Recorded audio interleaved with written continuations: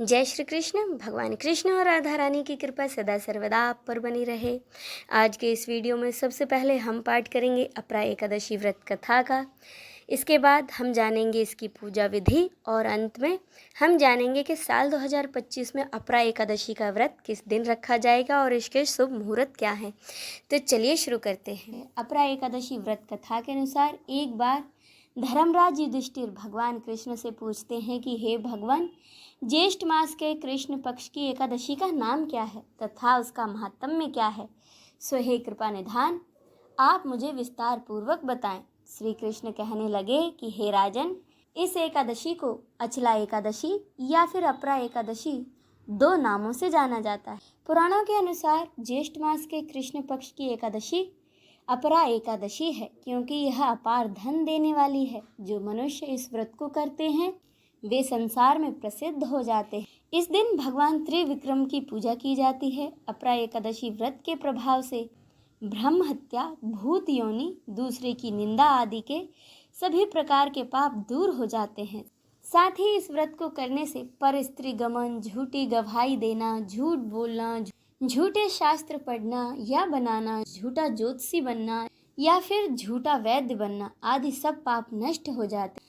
जो क्षत्रिय युद्ध से भाग जाते हैं वे नरकगामी होते हैं, परंतु अपरा एकादशी का व्रत करने से वे भी स्वर्ग को प्राप्त होते हैं। जो शिष्य गुरु से शिक्षा ग्रहण करते हैं फिर उनकी निंदा करते हैं वे अवश्य ही नरक को जाते हैं, मगर अपरा एकादशी का व्रत करने से वे भी इस पाप से मुक्त हो जाते हैं।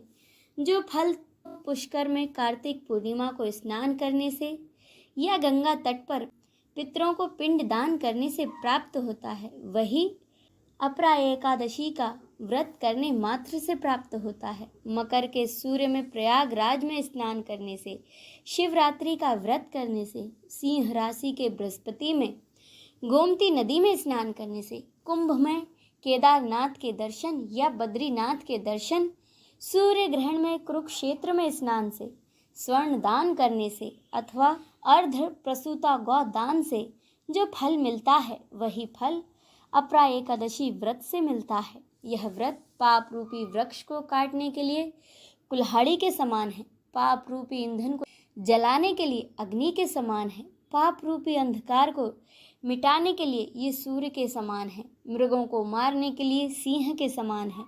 अतः मनुष्यों को पापों से डरते हुए इस व्रत को अवश्य करना चाहिए।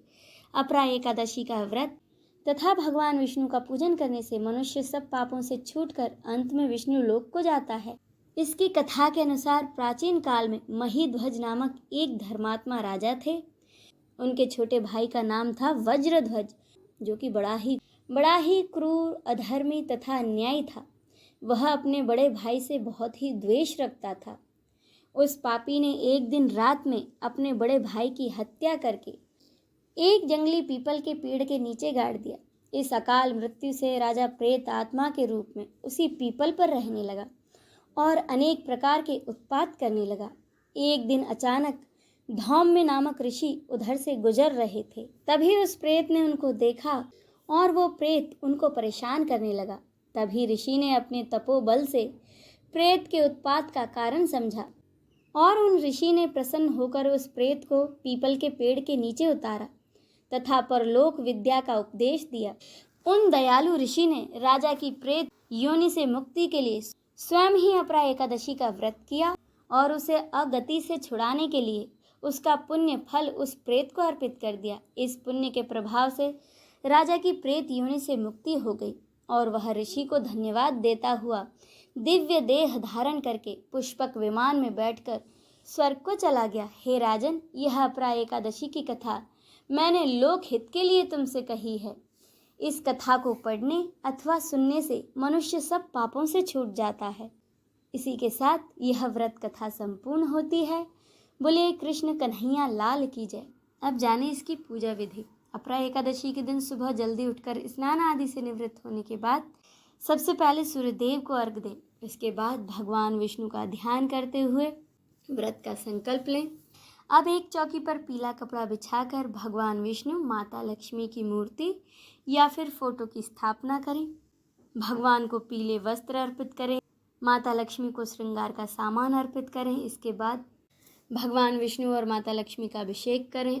भगवान विष्णु को पीले फूल अर्पित करें, माता लक्ष्मी को लाल फूल अर्पित करें। उन्हें खीर, ऋतु फल, मिठाइयों का भोग लगाएं। एकादशी व्रत कथा का पाठ करें। ज़रूरतमंदों को अपने सामर्थ्य अनुसार दान अवश्य दें। अंत में आरती करके सभी में प्रसाद बांटें। पंचांग के अनुसार अपरा एकादशी की शुरुआत होगी 22 मई को रात 1:12 से और इसका समापन होगा 23 मई को रात 11:30 बजे।